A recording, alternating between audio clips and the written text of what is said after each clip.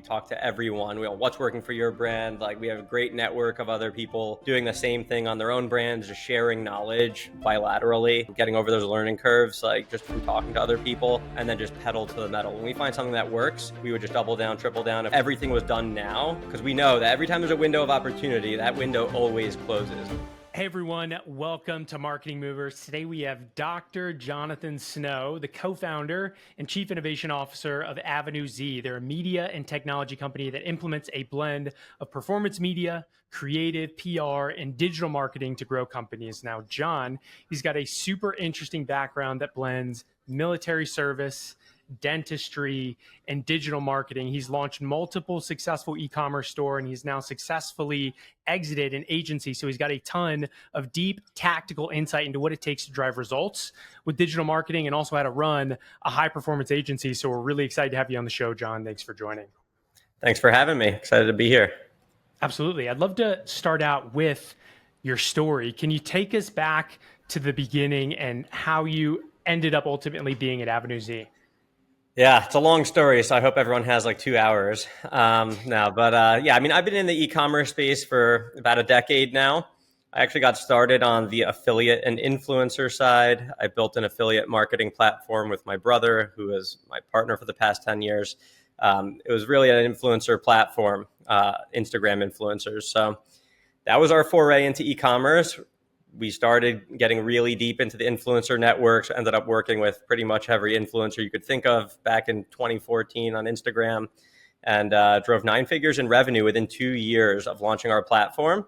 And it was all e-commerce products. And we had a ton of data on all these influencers. And we're like, okay, why don't we leverage all of these influencers that we're working with for our own brands? Let's just start launching e-commerce brands. So launched a brand, scaled that really nicely, 7 figures in revenue within a few months, profitable, bootstrapped.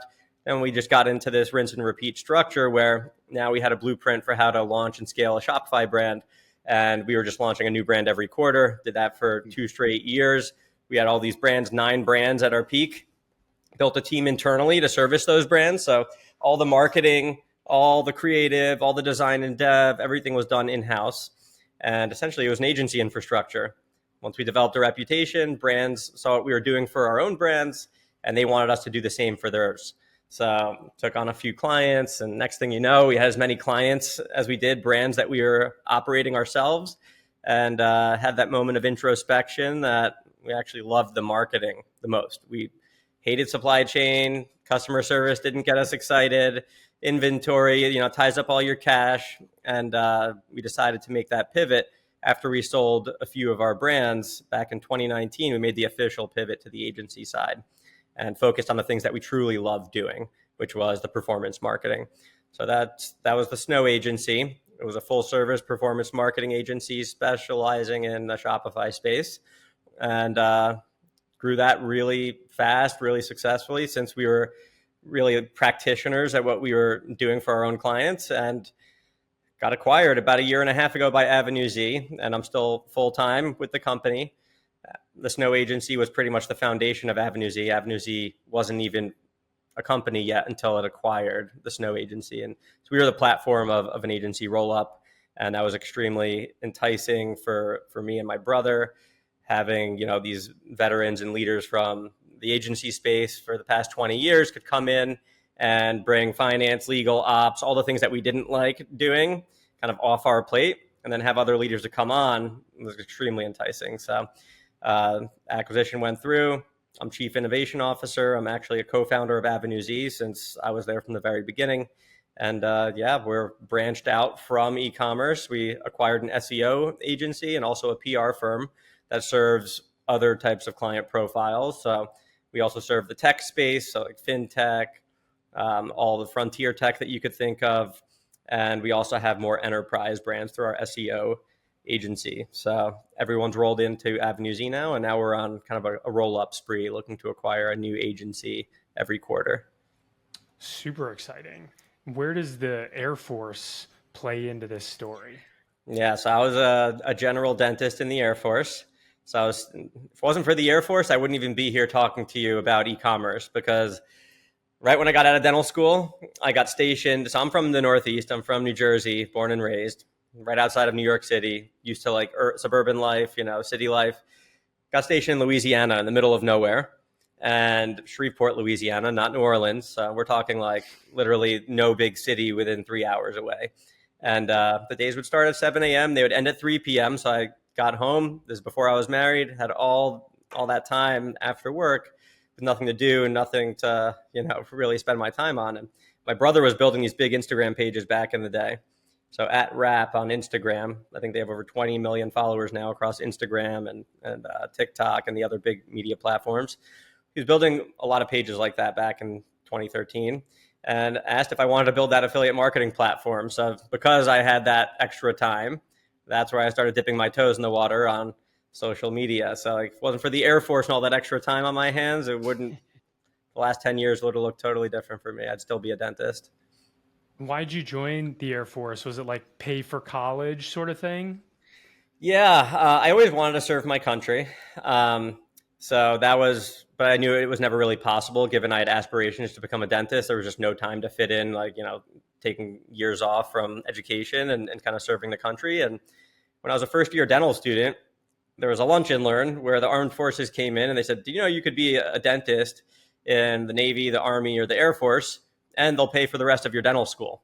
And so during my first year, I was like, that sounds like the perfect scenario, especially since I just got that bill for how much, year two of dental school would be. And you multiply that over time with interest, and then you're looking at a lot of debt. So saving all that money, I served, or they covered 3 years of my dental school. So the first year they covered the last 3 years. I was in the reserves during those 3 years while I was in dental school, and then went active duty for 3 years as the dentist. And then once that commitment was up, then that's when I moved back to the Northeast. I actually didn't stop my dental career there. I continued. I went into a 3-year orthodontic residency program. So I specialized in orthodontics. And during all that time, I was still doing everything on the side. All of the e-commerce brands, started the agency while I was in residency. So was truly working 2 careers for probably around 10 years. And then COVID hit and everything shut down in New York City. Couldn't do elective treatment, so I couldn't put braces on people. Good thing I had this other career to fall back on, and never treated a patient since. So Wow. During COVID, moved down to Miami, and I haven't treated a patient since COVID. That's wild. My experience, I almost wish that I had gone active. I went the guard route. I did like ROTC in college. It was kind of like, I'm like in school and my parents are like, you either got to figure out how to pay for this on your own or you got to move back home and go to the local community college. I was like, looks like the Army's for me. Let's, like figure this out. And I ended up doing the guard route. My contract was an 8-year contract, 6 and 2, 6 like, active guard, then 2 in the IRR. For yours with the dental program, did you only have to commit for like the 3 or 4 years active afterwards? Yeah, it was just 3 years of reserves before, while I was in dental school, then 3 years active. And then I forgot how many years it was like inactive reserves after that active duty tour. I think it was like 4 or 5 years following the 3 years of active. My contract actually just ended like a month ago. I'm curious because that's like a lot, dude, to like do the residency and agency. Like I'm at, when I look at some of these other guys, when you were telling your story, the first person I thought of was Nick Barr. Have you heard of him? I have not. Army no. guy. He similar kind of story to you, but he went active and he wasn't a dentist. He was in the infantry, but he like started his business when he was active. And I don't know if you know the supplement company BPN. It's like a pretty big supplement company now. Sounds familiar, actually. That's his business. When you look him up, I'm sure you'll recognize the guy, but I'm always like, man, it's a lot to balance. Like, how did you manage residency, starting an agency, all this other stuff at the same time? Yeah, the first thing that I go back to, because it is crazy, I was working like pretty much every hour of the day that I was awake. It really just comes down to passion. Like I actually truly loved doing the e-commerce, influencer, agency side of things. It doesn't feel like work. It felt like a video game to me, and it still does. Right. So like Sunday night, I don't get the Sunday scaries, like, oh, I got to start a whole week ahead of me. No, I'm excited to like go back in and start working again. So it really was just, it felt like a hobby, not really like a career. Um, and so like having that, it didn't really take a toll on like burnout or like, how would I juggle all of this at the same time? It was truly enjoyable. And it still is enjoyable because digital marketing changes every single day. A random update comes up, and now we got to figure out what the solution or workaround will be. And so we're always on our toes. And I particularly like that. It's very refreshing. Honestly, very different than a 9 to 5 dental office gig where you're seeing 100 patients, everything's the same, putting on the braces. That gets very boring and honestly unexciting. I loved doing dentistry and I still do, but that felt like work. This doesn't.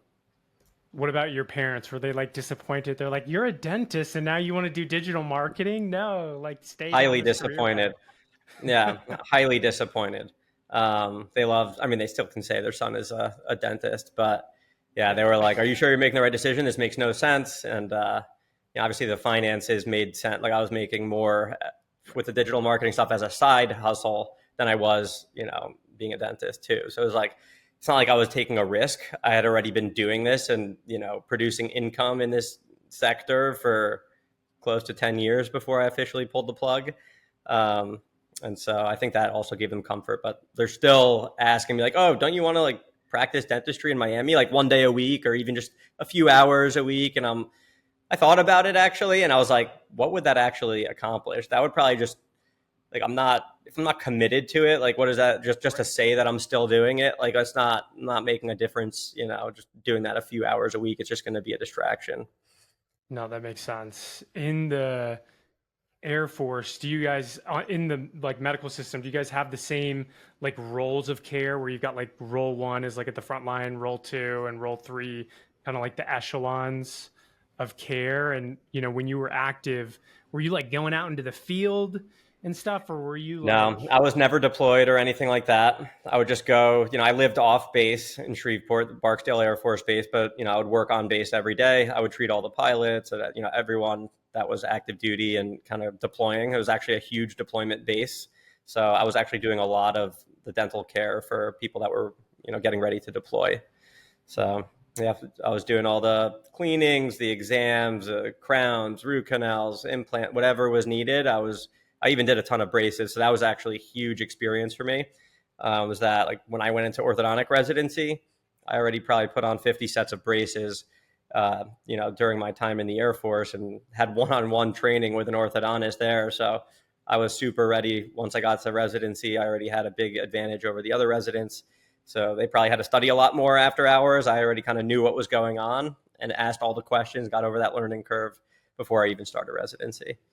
and then you just fell in love with digital marketing over time Yeah. and just, yeah. Yeah. What were some of the e-commerce stores that you launched? Yeah. So these were a long time ago. You probably don't remember any of them, but one of them was Goat Case. That was actually the GOAT case, CASE. I still think it was probably the best influencer marketing campaign I've ever seen on social. So like we flooded. So this was an anti-gravity phone case. So like you probably saw this, and if you could rewind your brain 10 years ago, you could stick the phone to like a window or a mirror, any type of flat surface like glass, and then you could do watch a makeup tutorial while you're putting on makeup. You could while you're shaving, FaceTime someone. Just put your phone on the mirror and then shave and still talk to your parents or whatever. So you could go hands free. Even like fitness influencers would use this to record them squatting. They don't need someone holding a camera. They just put something on the mirror and now boom, like they have a videographer right there with their phone case. So the product was super viral. It was, we sold that business back in like 2015 or something.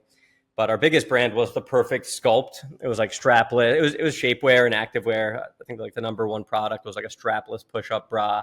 So, girls that wear, dresses or sundresses and they don't want bra straps hanging out, like this was a strapless push-up bra. So it didn't look like they were, had a bra, but they could wear whatever clothes they wanted.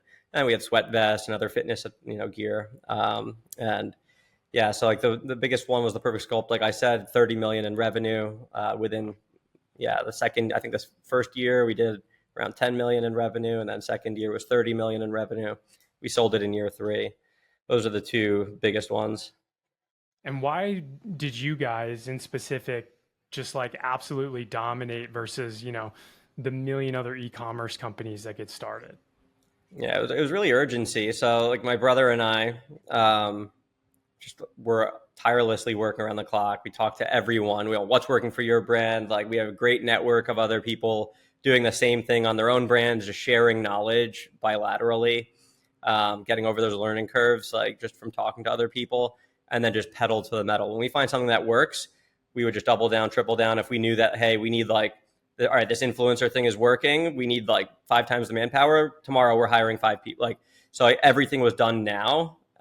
So because we know that every time there's a window of opportunity, that window always closes. Other people Mm. find this tactic, competition increases, an algorithm change happens, and so like you could easily miss your opportunity if you don't like do things now. And so like that was just a competitive advantage we always had, and just being forever curious and finding out and thinking how can we, extract opportunity where we're not currently. That's interesting. I feel like I've learned that lesson too, but the hard way where I stuck with the tactic for too long. I got on it early and then like it stops working and I just stay too committed to it. What are you seeing right now is like that arbitrage opportunity in terms of like traffic? Right now, it's really social commerce, TikTok Shop. So that window has already been closing.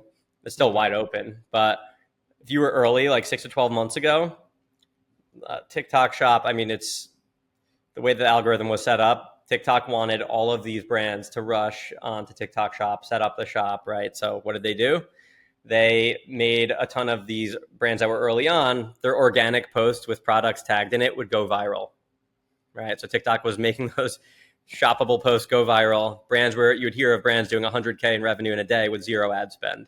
And it was just because of like, the video that went viral. And then a ton of brands kept hearing these stories. They kept hearing it and it got louder and louder. And now like all the brands rushed in. What happens when the brands rushed in? TikTok pulled the rug out. And now they're like, all right, we're not going to send any of these organic posts viral anymore. We want people to buy ads to drive traffic to the TikTok shop, right? So that door has closed a little bit. It still is like the biggest opportunity, and it's like really extracting value out of affiliates, like influencers on social media, that they tag the products in the post and they can convert within the TikTok app or within the Instagram app without having to leave and go to the brand's website. So that's still the area of the biggest growth that not a lot of brands are even on board yet with that, but that's where the future is going in digital. Hmm.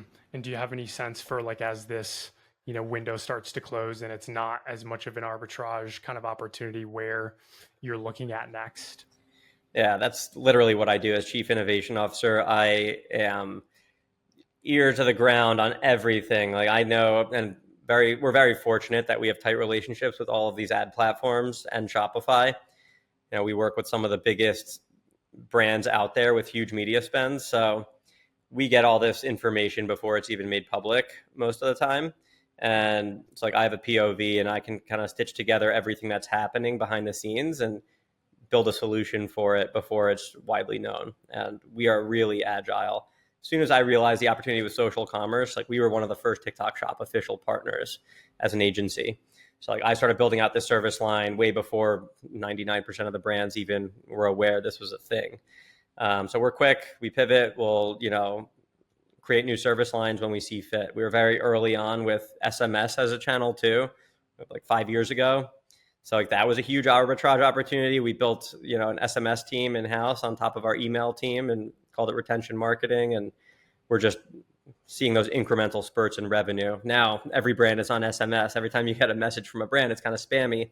Back in the day, you would open those messages and be like, "Oh, this is cool. Like, what's this sale?"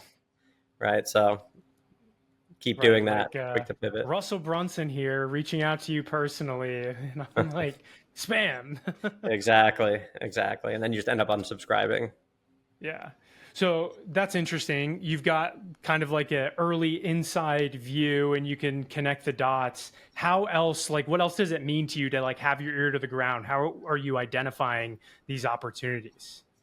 Yeah, well, we're lucky that we have a huge book of business in different verticals. So, like we see what's working.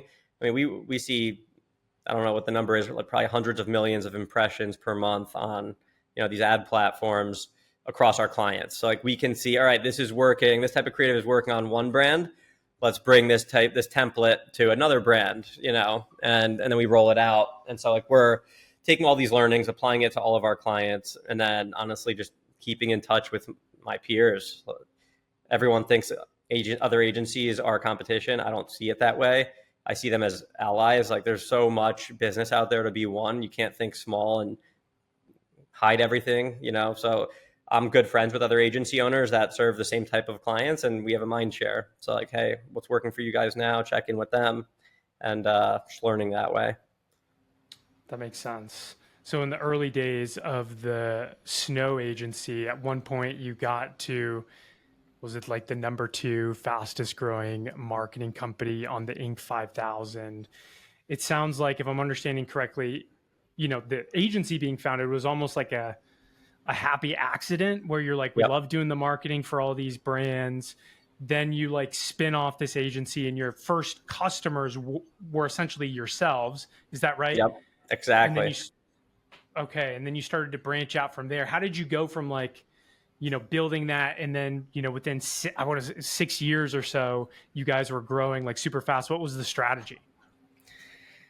There honestly was no strat. Like we weren't even an agency when we took on a first client. I mean, like you said, we were our own clients. Like our brands were our first clients. So we weren't even an agency though. It was just like, hey, this is our own in-house agency.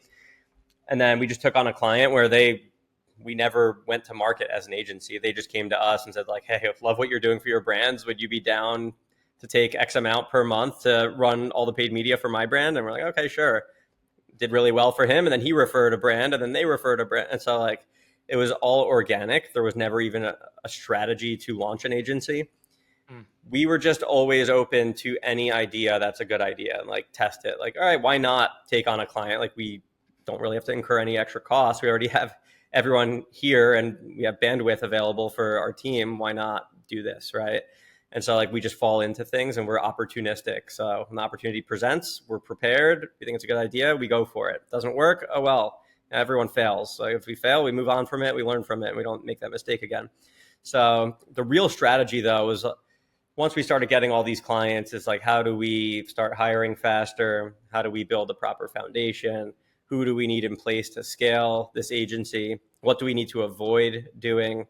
And a lot of these things were just kind of like reactionary because we never did any outbound marketing. Everything was inbound. So like when the demand was there, we would just go on hiring sprees. So I remember like we had huge inbound one quarter, huge. And we hired a class of like 20 people that we just put in a classroom and put them through boot camp and trained them on exactly what needs to get done. And like, we weren't afraid to do that. So we added like over $1 million in payroll within a quarter, just because we knew that the demand was there. So like, we weren't afraid to take risks when we were calculated. And we're just always ahead of the game on, forecasting when these things would happen. Right. What about deal structures? I know, like hiring like that, it could be kind of scary unless you've got like, hey, our clients are committed for X amount of time. Did you guys have any of that in your contracts? Yeah, we were really buttoned up on the contract side for clients and for employees. So like we always did things the right way, not trying to save money, make our own contracts or like, so we had a great legal team already in place that came up with all like our employee handbook, our policies for the company, and non-solicit, all that type of language that when you're building any business, you need protective language in there, especially when you're opening up the playbook to a ton of people internally and a ton of clients externally. And there's always going to be bad actors. No matter how great your interviewing process is, people get bad ideas when there's money in it for them. And you need to make sure that you're buttoned up and protected, where your contracts are enforceable. Your employee handbook has all the protective things in place for it and the proper expectations, and not being afraid to enforce it when things do go south. I know it's scary to run up legal bills, but like, unfortunately, we've had to incur legal fees to protect the business. If you have contracts in place, but you don't enforce them, that word gets around and they know that these guys can be screwed with. So we're not afraid to enforce something when we're wrong. And we have the documentation in place that was supposed to protect against that happening. And it sounds like a lot of that, at least legal infrastructure, came into place through the acquisition to Avenue Z, or was this beforehand with the It was Snow Agency beforehand. too? Yeah. As soon as we started getting serious about clients, maybe like once our second or third client came on board and we had the revenue already in house for agency services, we immediately reached out to our lawyer saying like, hey, what do we need here? Please draft up these client service agreements. We need employee handbooks, that tailor to this type of business. And so we were on it from day one. And I would recommend if anyone, even if you're a freelancer and you're taking on your first client, you need to have a proper legal agreement drafted. Yeah. Why go through an acquisition? I mean, you guys were already crushing it. I'm assuming you didn't need cash flow. You could probably continue reinvesting back into the business and growing yourself. Why even go through that process? Yeah, it's a great question. I get it a lot of times. But the number one thing is that we grew fast. I mean, we had 100 employees, right? So the more you grow, the farther away you get from what you actually love doing. And so, like, Mm. my day to day when we hit that size is HR, finance, legal, operations, no marketing, no innovation, no impact whatsoever on what was happening with our clients. We started the agency to help brands grow, help them perform. And when 99% of your time is devoted to things that is not doing that, you start thinking like, hey, like I need someone else to wear a lot of these other hats. And it's very hard to find someone off the street that, has experience in an agency, decades of experience, served the Fortune 500 clients, which was always our target as an agency. We want to move more and more up market. I don't have that experience or didn't have the experience at the time. I didn't have all this extra help to wear hats. We had people, had a great head of HR, had an internal, bookkeeper and controller, but true leaders that are going to be partners to you on the same level is different than, hiring an in-house team. So with this acquisition, and we entertained numerous acquisition offers over the years and wasn't the right fit. It wasn't the right fit. We were looking where we would still have control. We weren't, we were part of the future plans, but we would be able to join forces with another leadership team that could be a 1+1 = 3 situation, right? So we had so like the acquirer, he was CEO, founder of one of the largest agencies of all time, sold for hundreds of millions of dollars 15 years ago. And so he did that, built another agency, sold that for another multiple 9 figures. And he was the perfect partner. He brought on his CTO, his CFO, his COO, his legal team. They took all those headaches off of us and put it on the back office. And, now I can focus on innovation and the excitement of, carving the way for, being a modernized digital marketing agency as we head into the future here and shaping the things that actually will move the needle for our clients. That makes sense. So then, if I'm making a big assumption here, if the goal as well is to acquire another agency every quarter, is the long-term vision as well going towards some type of like big exit, or like what are you guys thinking?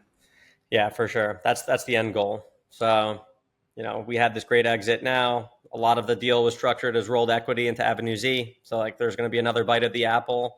That's what's really exciting to me. So yeah, that's the plan. And we'll see where it goes. But I'm really confident that we'll get there, especially given the track record our leadership team has with that same exact goal. Yeah. And what does John do with his time if he loves marketing so much? And then at that point, it's like, do you start another agency or what do you do? Maybe we'll see. It all depends on who the acquirer is. Maybe I stick on as, leadership of that new agency. So we'll see. Take everything as it comes. Yeah. So where do you feel like the industry is headed? As we're talking about the future here, all this AI stuff that's happening. What are your predictions? Yeah. So AI, I mean, it's had a great coming out party, I would say, in the past couple of years. Really more so on like the market research and copywriting and more of the written and research side of things. I think once it gets really embedded into creative, I mean, obviously there's AI in creative right now, but it's still not at the level to where we're using AI produced creative in our ads. So like once we get to that end state, that's really exciting. I think right now for us, influencer content is what performs best, both organically and through paid media. once we can have influencers embedded with AI, where let's say you have an influencer that you work with and you think she did a great job and she likes working with you, we can now have AI create 100 different iterations or even 1,000 different iterations of her using her likeness saying different things and having it look really real, rather than having her go and shoot 1,000 different videos with different hooks and different pieces of content, different products featured in them. AI could do all that legwork, and it's a win-win because the influencer could charge for their likeness being utilized, and the agency or the brand doesn't have to pay as high of a premium to get all that content shot. What's the incentive for the influencer then to participate in that if the monetization model, in a way, almost like, I don't want to say devalues, but in a sense, it's like if they're not able to charge the same amount for all these different videos, why would they participate? They have to, or like, is there some They other won't way of have thinking to, I about it? think, and we'll see how, like, this hasn't even entered the market yet. We'll see how it kind of gets reacted to by the influencer community. But they'll be able to work with more brands. So, bandwidth. I mean, how many videos can an influencer realistically shoot in a day? Not many, because it takes time to edit, go through the concepting, the script writing, all that stuff. So they're gonna be able to work with more brands simultaneously. But then also, this can be like monthly recurring revenue for them, is how I see it, where they get a monthly licensing fee. Where if this brand is using their content, they have to pay X amount per month to continue to use and splice that content, and so they can start building like software revenue for their own likeness. Essentially, that's where I see it going. Very interesting. Yeah, I didn't even think about that as a potential option. Yep. How else are you guys using AI right now in the agency? Yeah, it's mostly market research, so like competitor research, um, script writing, copywriting, SEO content, like blog content. Um, let's see what else. I mean, it's mostly on that side.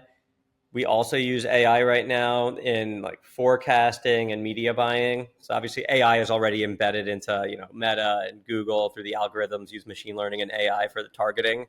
But outside of that, there's software that we use for just forecasting and letting you know how to optimize campaigns based on forecasted returns on a certain campaign. So AI can see like, all right, this audience is saturated. You're going to get diminishing returns now. So reduce budget by 20%, reallocate to this other campaign that has more potential to get you incremental revenue, or take that budget, put it on a different platform altogether. So that's a great way that AI is being utilized right now too. And what about growth for you guys? Is it primarily, expanding existing accounts and like referrals that come in? It's like all that you need, or do you guys have other channels that you're using to bring on new clients? Yeah, like 99% of our new business is, or actually revenue, I would say in general, new revenue is through inbound. So we're lucky that we have a great reputation as an e-commerce growth agency and performance marketing agency. So we get a ton of inbound lead forms. We get a ton of referrals from existing clients or partners of ours in the tech space. So we have a huge partnership program that thinks very highly of us, that send us business all the time whenever they need whatever service we provide. And client referrals, client growth. So being a performance marketing agency, most of our contracts are structured when we're improving performance for a client, we get upside as well. And our retainer grows, through either a percentage of media spend or a percentage of profit, whatever it may be.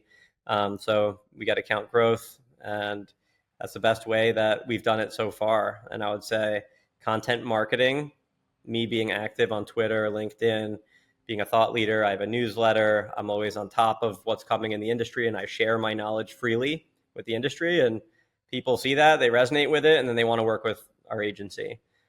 So that's helped drum up that flywheel that keeps spinning. Yeah. Well, this has been a super fun conversation for me on the note of like, your newsletter and keeping in touch. For anyone who does want to continue the conversation with you, where should they go? Yeah, I would encourage everyone to follow me on LinkedIn and Twitter. Send me a DM. I'm pretty active and responsive there. Follow my newsletter. You can find it at blog.jonathansnow.com, and respond to any newsletter. And I respond usually within 24 hours. And shoot me an email, the old fashioned way, john@avenuez.com. Awesome. Well, thanks for joining the show, John.